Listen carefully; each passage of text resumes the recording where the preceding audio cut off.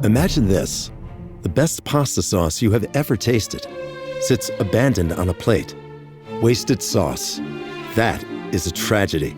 If only you had used Barilla al Bronzo pasta. Its bronze-cut texture holds your sauce and scoops up every last drop.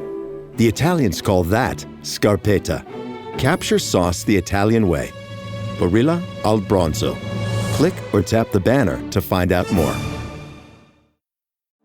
This is your favorite president wishing a happy Father's Day to all the dads out there. Some say dada, daddy-o, pop-pop, hi poppy if you're nasty. And don't forget Big Papa. I love it when they call me Big Papa. The founding fathers, George Washington, Thomas Jefferson, and my favorite, Ben Franklin, who invented the $100 bill. It's all about the Benjamins, am I right? Then we have Papa Smurf, wears a red hat, MAGA, has a very hot daughter, Smurfette. Total smoke show. I call her Blue Ivanka. Yowza. Look who we have here. Papa John, the pizza papa. He got canceled for using the N-word on a conference call, but he makes one hell of a pizza pie. And who can forget the late great Darth Vader? He said, Luke, I am your father. I am your father, Luke. He said that to Luke. Maybe one day I should say it to Eric. Well, happy Father's Day to all the dads. Quiet Riot. Hello and welcome to Quiet Riot Sunday School. If you're joining from our main show, think of Thursday as the whirlwind lecture and this as the thoughtful seminar where we hit pause, chase footnotes and swap takes that don't fit into the weekday rundown. I'm Naomi. And I'm Alex. How are you, Naomi? Well, I'm glad that it has rained in London. The humidity yesterday, I was away for work Thursday and Friday, and I got back sort of mid-afternoon Friday, and the heat and humidity just absolutely walloped me. So I was kind of glad that the storm has cleared things. But yeah, I'm okay. World is feeling a particularly dangerous and crisis-ridden place right now. How are you? Yeah, similar. It's been hard to take it all in, you know. Yeah. You switch on the news in the morning and you just sigh and roll your eyes and try to get on with your day without being crippled by anxiety about everything that's going on, and then you end up feeling guilty about not paying enough attention to everything that's going on. Well, I'm sure our listeners are feeling the same, so we'll try and soothe those anxieties a bit this morning. Yes. And also, you know, because the news matrix this week, let's put it this way, it doesn't favor our expertise.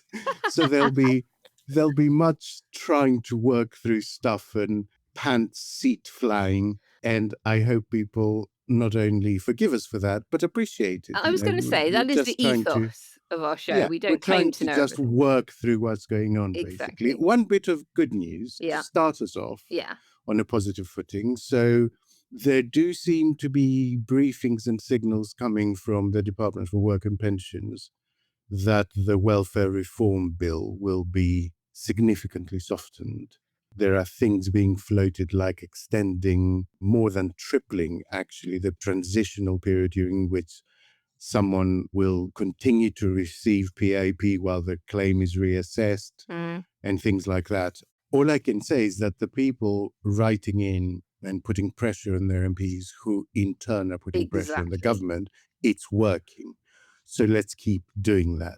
Absolutely. Well done, Alex. That's a good thing to remind us all of, that you can channel impotent fury into action, and it may not lead to everything you want, but it can make things a damn sight better. So what do you want to delve into in the, shall we say, less good news space today, Alex? Look, we have to talk about the escalation between Iran and Israel and where things stand, at least on Saturday afternoon while we're recording this. Who knows where they will stand tomorrow morning when most people listen. I think we have to, and all with the caveat that, neither of us is an expert on any of it, but we've done some good reading, and I think we've got plenty to talk about. I'd like also, if we can, to talk about the Air India crash in Ahmedabad that happened just as our Thursday show was released, actually. And not because either of us is an aviation expert, far from it, but because there are things, I think, cross over into the political realm that would be interesting for us to mull over. One of my very best friends is a pilot for actually a Boeing, and I have flown loads of times in the cockpit. That would qualify me as an expert for most channels nowadays. So I'm claiming that. Okay. And then on the domestic front, I am very keen to ask you about the disorder in Ballymena, since I know you have a special connection to Northern Ireland, having in large part, grown up there. Yeah, absolutely. So before we get into the meat of all of that, there is a little moment for us to rattle the can and ask you all at home, if you can, to back us on ko-fi.com/Quiet Riot Pod for as little as £5 a month. And to remind you all to visit our bookshop. We keep adding titles from guests who have been on the shows and interesting books that have crossed our path. And the link is in the show notes. And you will be helping a very good local bookshop, which you can actually choose. You can choose where your book is dispatched from, and you will be helping this podcast. And also, if you haven't already, or even if you have, but you're now using a different app, you can leave us a review, a star rating, whatever you want, wherever you get your podcasts. Quiet Riot.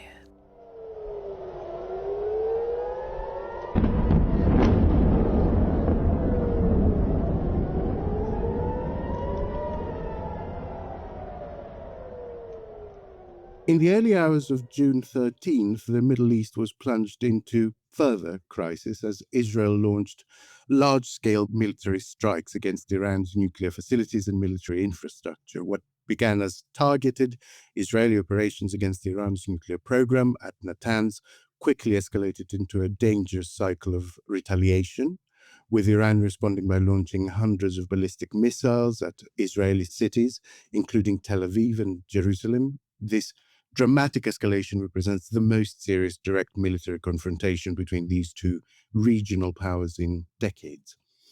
Israel's strikes targeted Iran's main nuclear enrichment facility at Natanz and killed at least 6 top Iranian military commanders, including Iran's chief of staff, Mohammad Bagheri, and IRGC chief Hossein Salami. Iran's immediate retaliation came in the form of what it dubbed Operation Severe Punishment. It launched hundreds of ballistic missiles towards Israel, with sirens ringing out across Israeli cities and explosions visible in Tel Aviv. The Iranian missile strikes have killed at least 3 people in Israel and injured dozens, while Iran reports that Israeli strikes have killed at least 78 people, including some civilians. The timing couldn't be more critical, as nuclear negotiations between the US and Iran scheduled for this Sunday in Muscat, Oman, have now been suspended indefinitely. US officials have indicated that America will not provide military support to Israel in this operation, with the Israeli attack throwing the Middle East into chaos and imperiling the Trump administration's efforts towards a diplomatic solution to Iran's nuclear program. Reports suggest the US has told Israel it would not provide offensive support for strikes against Iran. The UK's position has been one of cautious restraint, with Foreign Secretary David Lammy calling the attacks a very dangerous moment, and reports indicating the UK has no plans to defend Israel from Iranian retaliation. Both Western powers appear to be walking a diplomatic tightrope, both supporting Israel's right to security while desperately trying to prevent escalation. Putin told Iran's president that Moscow condemned Israeli actions against Tehran, while separately telling Israel's prime minister that only diplomacy could resolve issues around its nuclear program. The implications of this crisis extend far beyond the immediate military confrontation. The suspension of nuclear talks represents a potential collapse of diplomatic efforts that have been years in the making, while the direct military exchanges between Israel and Iran mark a dangerous new chapter in regional tension. The international community now faces the challenge of preventing further escalation while addressing the underlying nuclear issue that sparked this confrontation, with both sides having demonstrated their willingness to engage in direct action. The path forward remains uncertain. Naomi, is the timing of the attack a coincidence? I mean, it really can't be, with talks being planned for this Sunday. it was expected, but it sort of came sooner. Why do you think that is? Well, it's incredible. And I've been trying to think about who may have known, how much did Trump give Netanyahu the nod to do it sort of quietly while publicly saying, we weren't expecting it as soon as this. Two things that I thought were quite interesting. Saudi increased its oil supply a few weeks ago. And so one does have to wonder if they, as an ally of the US, kind of knew more than the rest of us did about whether or not this was coming. And then the other interesting thing was that apparently we all need to set up Google alerts for pizza restaurants in and around Washington, D.C. What? Foreign policy watchers were reporting big spikes in order numbers of pizza delivery in and around D.C. on the night that these strikes happened. So clearly people were working through the night. They knew this was happening. And so the pizzas were getting ordered in. And I wonder, maybe we need to do that. Not another Pizzagate. Another Pizzagate. Maybe we need to set them up in SW1 as well.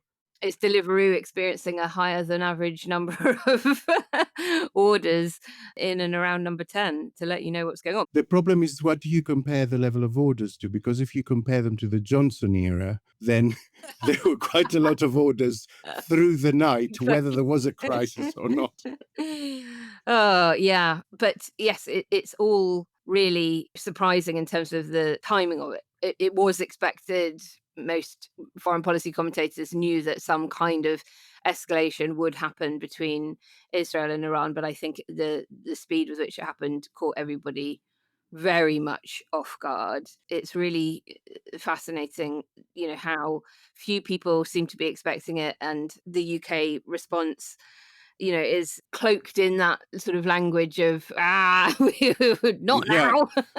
Yeah, not now. So people were expecting it because effectively it was the only pressure valve left open after Trump killed I think it was called the Joint Comprehensive Plan of Action. That's right. People know it as the Iran nuclear deal. Mm.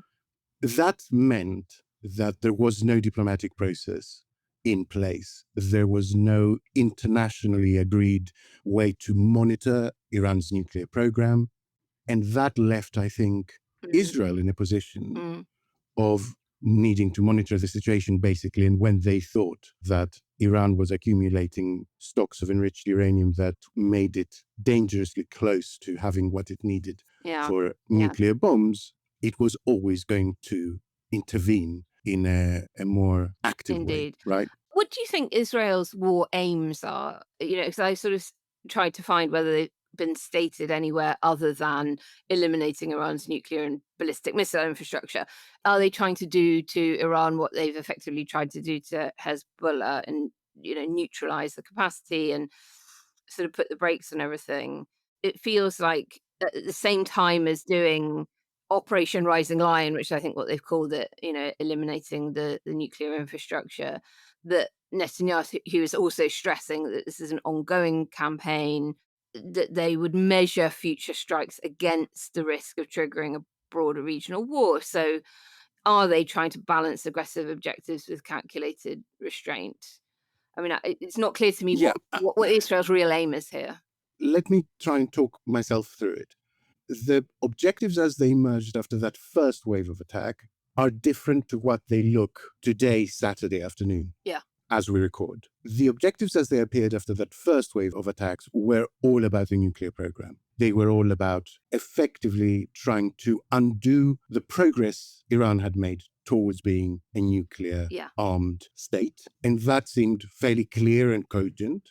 Since then, the attacks that have happened have been so much broader that I don't think the narrative that is just about the nuclear program can be sustained any longer. Yeah.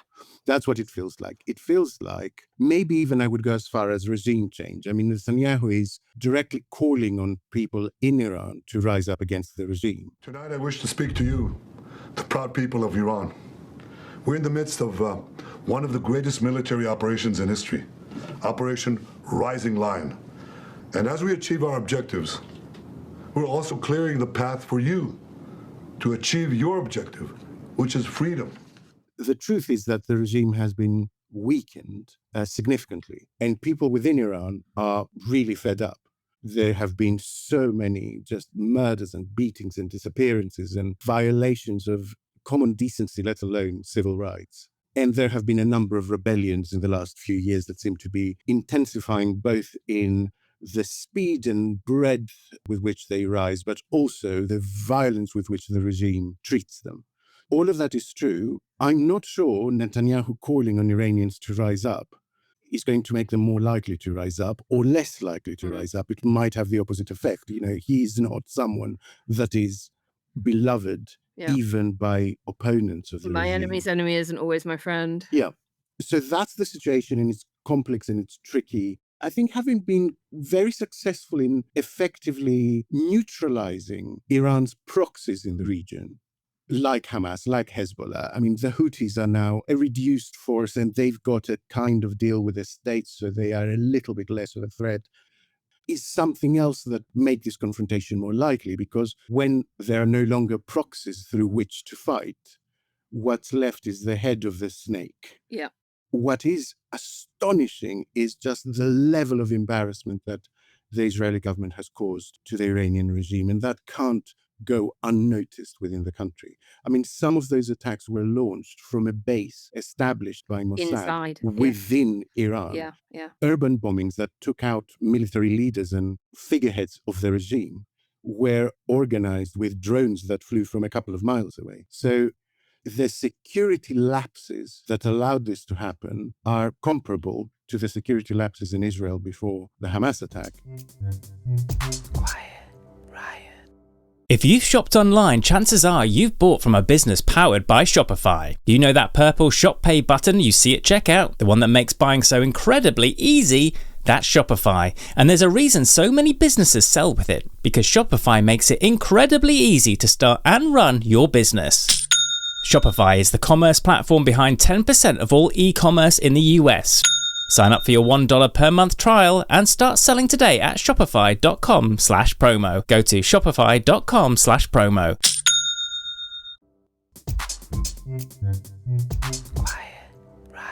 I mean, I think in terms of where this leads everything diplomatically, look, Israel strikes on Iran's nuclear facilities to prevent them from becoming even more of a nuclear power, give Iran every incentive to complete the job now and build them underground and get that all done. And so it feels a bit like trying to stop someone from smoking by setting their cigarettes on fire. Technically effective, but you've created a bigger problem. And the window for peaceful resolution that we had hoped could come to pass is not closed, but my God, it's got cracks in it now. And if we look at history, sometimes you do need a good crisis to focus minds, like looking at the Cuban Missile Crisis or even the Camp David Accords.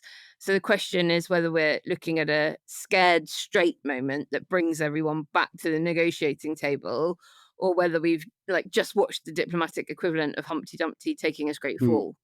Again, it's difficult not to give some credence to a school of thought that says the US and Iran were close to a deal, which is why Israel hastened its attack, because it didn't want to get into a situation where it missed this window of opportunity, where it has weakened all the regional allies of Iran, and Iran stands alone and very vulnerable. Having said that, again, the chaos of the Trump regime is the thing at the root of facilitating and enabling all this global chaos, right? If there weren't mixed messages and amateurs in the Pentagon, this wouldn't have happened. The only people who could have stopped it from happening and can still stop it from escalating are the US. But on the one hand, the State Department is putting out statements saying everyone must calm down, diplomacy is the only answer to what's going on. And on the other hand, Trump is posting on his social network calling the attack excellent. When the biggest power in the region, which America is, let's not fool ourselves, when the biggest power in the region speaks from both sides of its mouth, this will happen. Yeah, indeed. Indeed. I want to ask you about the global economic ripple effects and how this latest escalation is going to impact things like global oil markets, economic stability.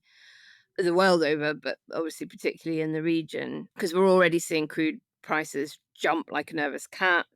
This doesn't mean we're just talking about expensive petrol, right? We're talking about the global economy getting a masterclass in supply chain vulnerability. I have to say, I think this is priced in. Yeah. Because it was so widely expected, even though the timing was uncertain. But markets don't tend to work on hope that things will resolve themselves. They tend to work on assessment of risk. And the risk of this was 90-odd%. So you don't think traders are going to start like panic buying oil like it's toilet paper? No, I don't think so. And part of that is the fact that the Saudi supply of oil is actually very stable. Saudi and UAE relations with the West are better than they have been in many decades, added to which America is increasing its production of fossil fuels. I don't think this will lead to a huge global economic crisis, but obviously it doesn't help. Two things can be true at the same time. Indeed. This happening doesn't lead to a massive crisis because it's been priced in. But if this could be resolved, it would lead to a big boost for global economies. Putin, let's talk about him. I mean, him playing peacemaker is like watching a pyromaniac volunteer for the fire brigade. He spent the last 3 years turning Ukraine into his ambition to be a giant car park for Russia, and is now trying to position himself as a voice of reason in the Middle East. His offer to mediate is never entirely cynical, I suppose. Russia does have relationships with both sides, unlike the West, which is basically married to Israel and divorced from Iran. I don't know, look, it's like the geopolitical equivalent of being the only sober person at a family reunion. You might not be the most popular, but you're definitely the one people turn to when things get a bit messy, I guess. Is this absolutely ridiculous and people are going to ignore Putin altogether? Or is he suddenly going to emerge as somebody useful for once in his goddamn life? I think everyone is drunk at the wedding. Yeah. But I'm not sure that turning to the person that is coked up is the answer, even though they may appear sober. Yeah, absolutely. Or, smoking crack or whatever. What is interesting, I think, if we pull back focus and concentrate on the human and the political, what is interesting is that what we are watching is a number of leaders involved in the area, and in that I include Erdogan, Putin, Netanyahu, the Iranian regime, all of whom have the primary objective of holding on to power. So this is nothing to do with peace or war. It is nothing to do with regional politics. Primarily, it is to do with all those people trying to hold on to power for another few years. And how that resolves is difficult. In that way, I think Putin can be useful because he understands that struggle, because he understands the mind of those people. And in that way, Trump is also uniquely useful.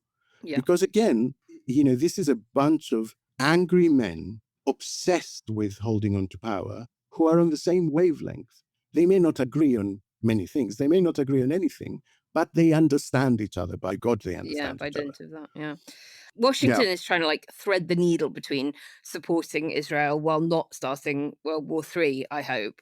And Moscow is sort of positioning itself as, I said, the adult in the room. And you're dead right, it is all about power. And this isn't necessarily about a shift in power, but a shift in perception of who's got the power and ability to negotiate. I think that's a good way of putting it, yeah. And in geopolitics, that is often more important than the power itself. I think that's true, especially when you're dealing with oppressive regimes to a certain extent or other. I mean, what we're witnessing in California right now puts that beyond doubt. There is real simpatico among these people. And I think what we are witnessing is the desperate struggle to appear in control, because that is so important when you're trying to administer a country using fear as your primary emotional lever. Yeah. Well, Alex, we will doubtless grab Arthur Snell at some point to help us really get into the detail of all of this, who will know far more about it than you and I. But listeners, thank you for bearing with Alex and I as we pick our less informed way through all of this, and we'll bring you more as we get it. Yeah, you say less informed, I say more honest. Quiet Riot.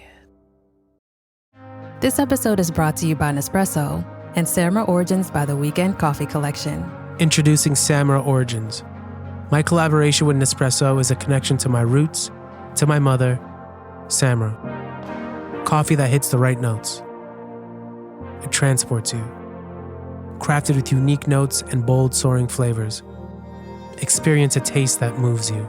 Nespresso and Samra Origins. Discover more at Nespresso.com. Quiet Riot. Now, just after 1 a.m. local time, Thursday, 12th of June, a Boeing 787-8 lifting off for London Gatwick lost lift after 33 seconds after wheels up, shearing through the BJ Medical College hostel before exploding. Of the 242 souls on board, only one 25-year-old student, Vishwash Kumar Ramesh, survived. Casualties on the ground pushed the death toll above 260, and our thoughts and love go out to everybody affected.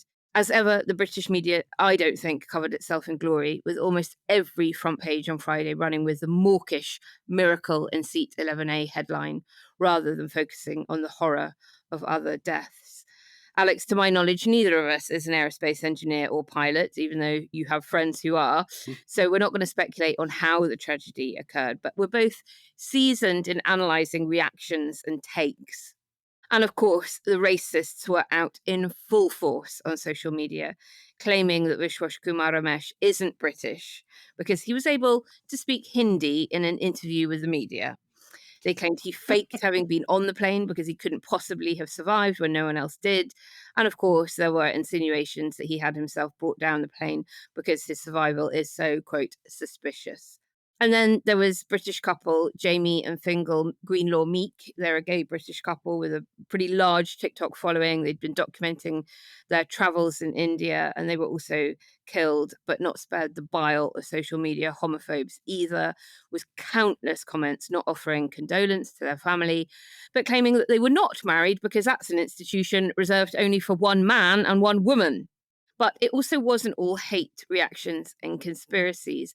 Tata Group, which owns Air India, called it one of the darkest days in our history, and the chairman almost immediately pledged £86,000 to each bereaved family, full medical cover for the injured on the ground, and funds to rebuild the hostel wing that was destroyed. Now, Alex, while lawyers will of course be quick to urge victims not to accept the initial offer, what struck me was just the speed with which Tata made this offer. They didn't hesitate. And when we compare that to, say, the compensation offered or not to victims of tragedies like the Grenfell Tower, post office scandal, or infected blood scandal, then surely this is something we can learn from. One can never really separate entirely the PR motivation from empathy displayed by a legal entity, a company. Yeah. But this does seem to be the best template imaginable. Let's just say that. Okay? Yeah. There are ways to react which make you look like a Disney villain, and ways to react that take the focus away from you and allow you to actually conduct the investigation you need to conduct, which I'm sure will go on now. And I would say that Tata's reaction is firmly a paradigm to be emulated. I was very pleasantly surprised by it. Same. I mean, any other time, particularly in the UK, it would have been a PR reaction of terrible, dreadful disaster. We will begin an immediate internal investigation into what happened and what went wrong. We can't make any comments until the conclusion of that inquiry, after which we will decide whether or not remedial action needs to be taken, blah, blah, blah, blah, blah. You will then probably have had some kind of government inquiry headed up by somebody. It will have taken months and months and months, if not years and years and years. I mean, when we look at the detail of some of the others, Grenfell happens in 2017, actually almost to the day of 14th of June, 2017. And there was, I think, an initial £5,000 emergency fund offered within days, but full compensation process extremely murky. Years later, many survivors still lacked permanent housing or clarity on long-term resolution, and lots of the lawsuits and prosecutions are still unresolved as of today. Post office scandal, that spans 1999 to 2015. Convictions only get quashed a few years ago. Main compensation scheme launched in 2022, and as of now, many still haven't received full payments, and the inquiry is still ongoing. Same with the infected blood scandal, 40-year timeline we're looking at, and first compensation payments only began in 2025, when this began in the 1970s. Many of them dying before seeing any kind of justice. So I think that crisis comms teams around the world should absolutely be looking to Tata as you very rightly said, as a template for at least how to initially come out and provide reassurance that people won't hesitate to give you money to help you if you need it. Because that's when you need it. It's in the immediate aftermath, actually, that families need that support, not in 30 years' time. I think what you said is really interesting, because what you suggested the reaction would normally be, we're launching an immediate investigation. We don't know what happened. We'll find out, all of that. What is extraordinary about it is that that is a perfectly defensible position. They could have gone with that. No one would have batted an eyelid had they gone with that. Yeah. So that's why it is remarkable, because they went beyond what was defensible and decided to do what looks like is right. You said the gay couple that were on board the airplane were not spared the mockery of social media. But that is social media, isn't it? It's a negative space. You don't exist unless you say something vaguely original or controversial. And controversial, it's much easier. The majority of people lack the capacity for vaguely original. Yeah. The only avenue left to be noticed is controversial. And so that's where people go. I'm increasingly of the view that it is worrying, it enables bad behavior in the real world, but that its meaning is exaggerated. It can feel a much grimmer world than if you step out the door and go to a football game or go to the theatre and chat to people. And that's my fear, is that social media makes me feel like these people walk among us all day long, and then I only know that they are there in number because when I go on social media, it feels as if there are millions of people holding these views. And I then ask myself, has that always been the case? Have racists and homophobes and conspiracy theorists always been in these numbers, or has social media increased their number because of that algorithmic, as you mentioned, pressure that you will only be seen, your comment will only get boosted if it's more and more extreme? And then we have asked ourselves a million times, what should social media giants be doing about it? And actually, there is something happening in the courts at the moment that is somewhat relevant to this. Listeners may know or not that there are websites dedicated to criticizing and defaming celebrities, social media figures, anyone of any kind of public profile, called Tattle Life. And there are other ones as well. And they've been cloaked. Publishers conceal their own identity, and then obviously the users and commentators set up a fake avatar name and spend hours of their day demolishing people. But actually this week, as a landmark legal battle has been won, and we now know who is behind the website, and it's a man called Sebastian Bond. He has now lost his right to anonymity on that, and people are beginning to actually get damages for some of the things that have happened there, because the effect on businesses, on the mental health of the celebrity, if that community goes for you, it can have a devastating impact on your life. Now, Tattle Life is a much lesser known site, but I do wonder if this is now beginning to set a precedent for some kind of proper regulation of what gets written online, what gets circulated, etc. It's interesting that it's a relatively small site and an owner that's been gone for, and not a multimedia giant like Meta or X. But yeah, I thought that was another interesting thing to point out, because that had actually passed me by, that case had happened. I mean, the Blue Sky experience has been interesting for me, because I realized that I don't mind disagreement. I don't even mind abuse. provided there is an effective blocking mechanism, which Blue Sky has.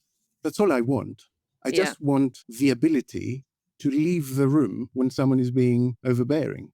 And it is taking that away that has made Twitter a thoroughly unpleasant experience for me. And so the abuse is one side of it, but the misinformation is, we need some sort of mechanism to control that. I mean, on this air crash, the stuff going around was astonishing. You know, there was CCTV footage being circulated that was from Lebanon, claiming to be from that. And there was AI. There was loads of AI. Yeah, there was a lot of AI going on.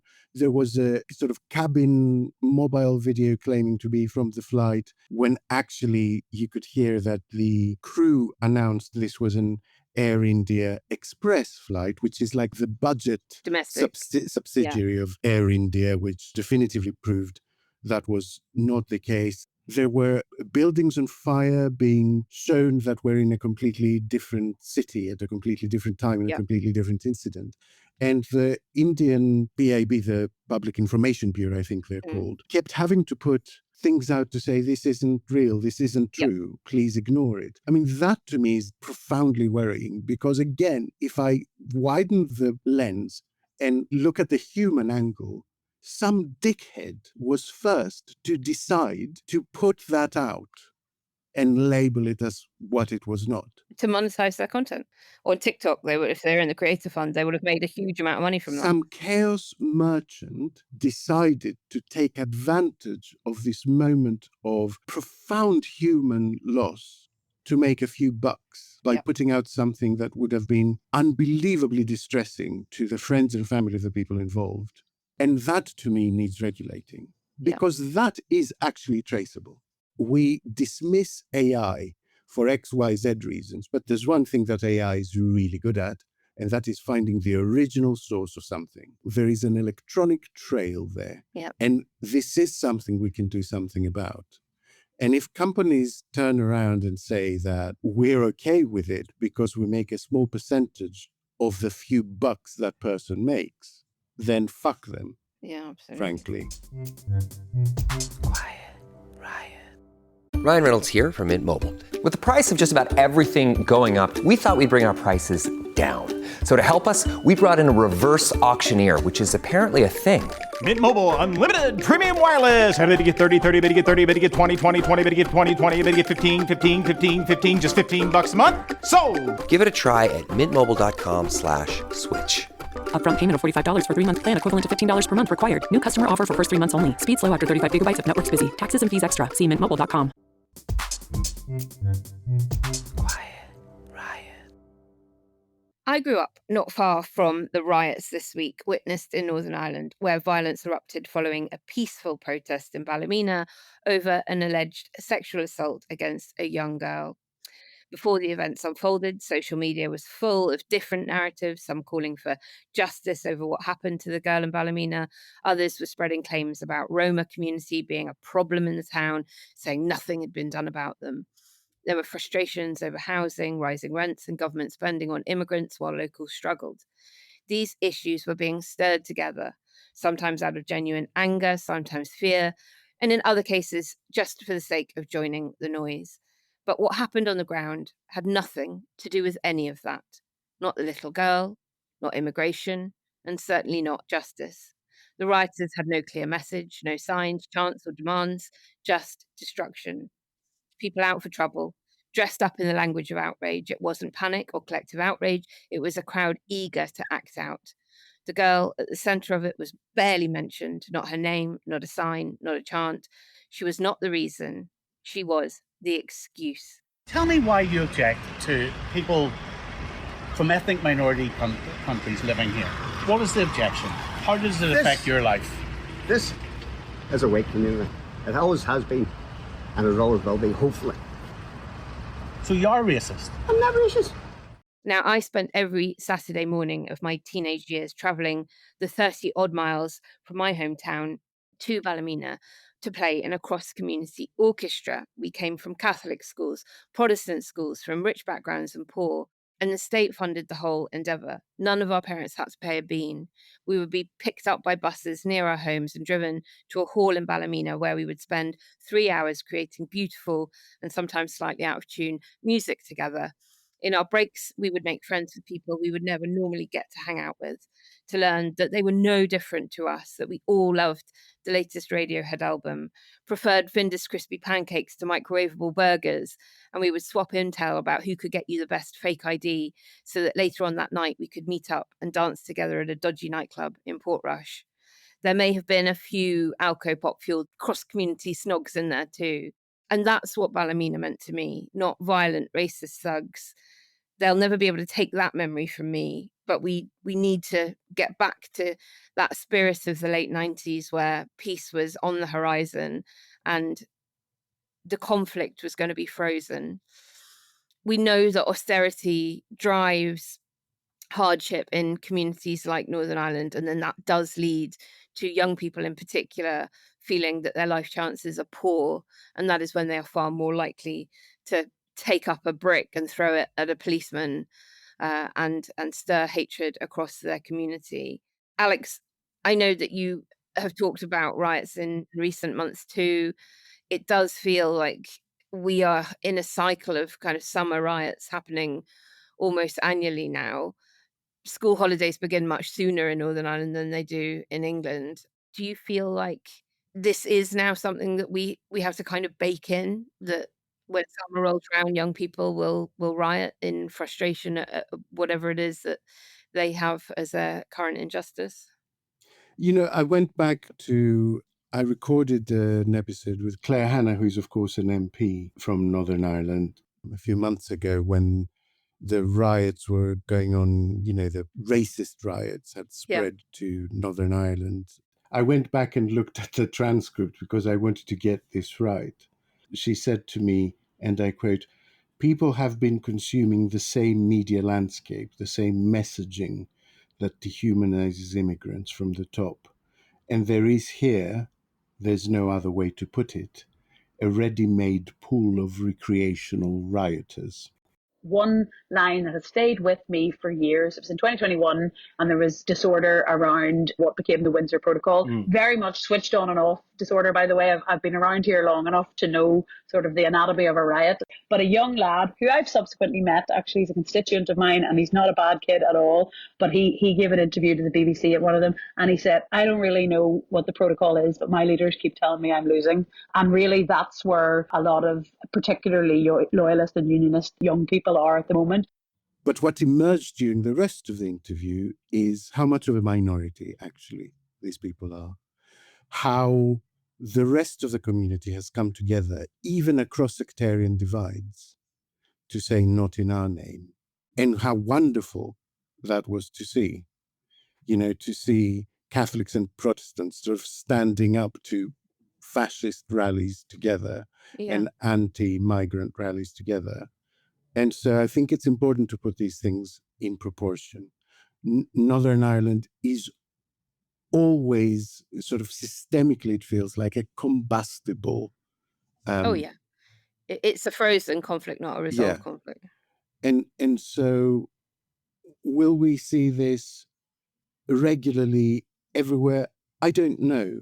The worry is that this will now be the reaction anytime there is some sort of crime that involves someone whose skin is not as fair as these people would like it to be, or whose name very is not few as people's skin is as fair as the Northern Irish, or whose name is not as English or as British as people would like it to be. We will get this because there are people, again, on a different plane to those profiting from misinformation on TikTok, and yet very, very similar. There are people who are actively agents of chaos in this. They will look at situations like this and go, great.